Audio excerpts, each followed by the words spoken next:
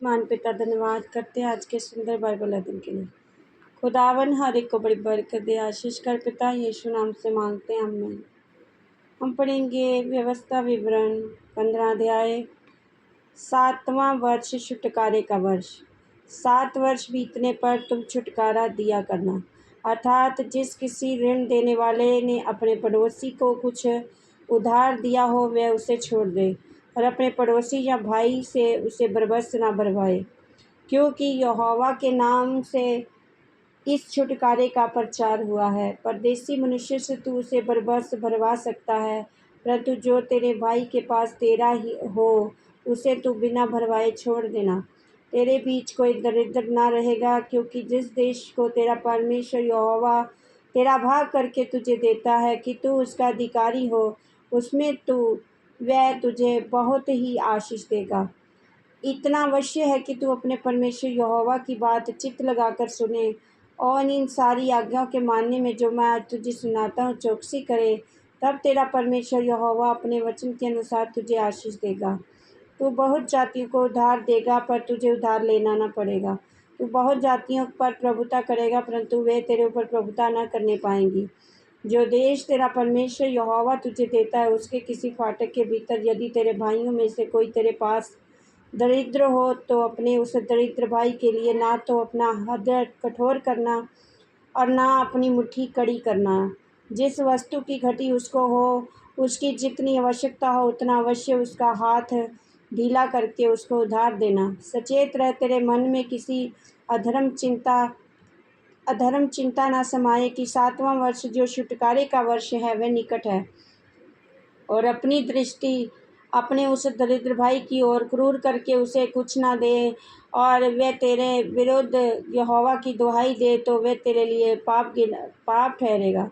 तू उसको अवश्य देना, और उसे देते समय तेरे मन में बुरा ना लगे, क्योंकि इसी बात के कारण तेरा परमेश्वर यहोवा तेरे सब कामों में जिसमें तू अपना हाथ लगाएगा तुझे आशीष देगा। तेरे देश में दरिद्र तो सदा पाए जाएंगे, इसलिए मैं तुझे ये आज्ञा देता हूँ, तू अपने देश में अपने दीन दरिद्र भाइयों को अपना हाथ ढीला करके अवश्य दान देना। दासों से व्यवहार। यदि तेरा कोई भाई बंधु अर्थात कोई इब्री या इब्रिन तेरे हाथ बिके और वे 6 वर्ष तेरी सेवा कर चुके, तो 7वें वर्ष उसको अपने पास से स्वतंत्र करके जाने देना। और जब तू उसको स्वतंत्र करके अपने पास से जाने दे, तब उसे छूछे हाथ न जाने देना, वरन अपनी भेड़ बकरियां खलिहान और दाख मधु के कुंड में से उसको बहुतायत से दे देना। तेरे परमेश्वर यहोवा ने तुझे जैसी आशीष दी हो उसी के अनुसार उसे देना। और उस समय को स्मरण रखना कि तू भी मिस्र में दास था, और तेरे परमेश्वर यहोवा ने तुझे छुड़ा लिया। इस कारण मैं आज तुझे ये आज्ञा सुनाता हूँ, यदि वह तुझसे तेरे घराने से प्रेम रखता और तेरे संग आनंद से रहता हो, और इस कारण तुझसे कहने लगे मैं तेरे पास से ना जाऊँगा, और तू सुतारी लेकर उसका कान किवाड़ पर लगाकर छेदना, तब वह सदा तेरा दास बना रहेगा। और अपनी दासी से भी ऐसा ही करना। जब तू उसको अपने पास से स्वतंत्र करके जाने दे, तब उसे छोड़ देना, तुझको कठिन ना जान पड़े, क्योंकि उसने 6 वर्ष तो मजदूरों के बराबर तेरी सेवा की है। और तेरा परमेश्वर यहोवा तेरे सारे कामों में तुझे आशीष देगा। पहलौठों के पशुओं का अर्पण। तेरी गाय और भेड़ बकरियों के जितने पहलौठे नर हों, उन सभी को अपने परमेश्वर यहोवा के लिए पवित्र रखना। अपने गायों के पहलौठे से कोई काम न लेना, ना अपनी भेड़ बकरियों के पहलौठे का ऊन कतराना।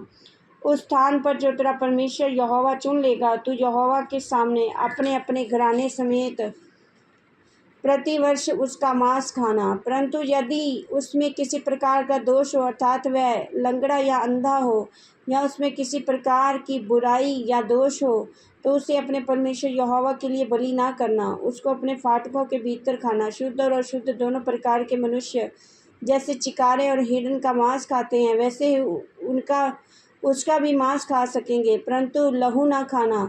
उसे जल के समान भूमि पर उड़ेल देना। इस वचन के द्वारा प्रभु ब्लेस करेंगे। आमीन। सबको जय मसीह।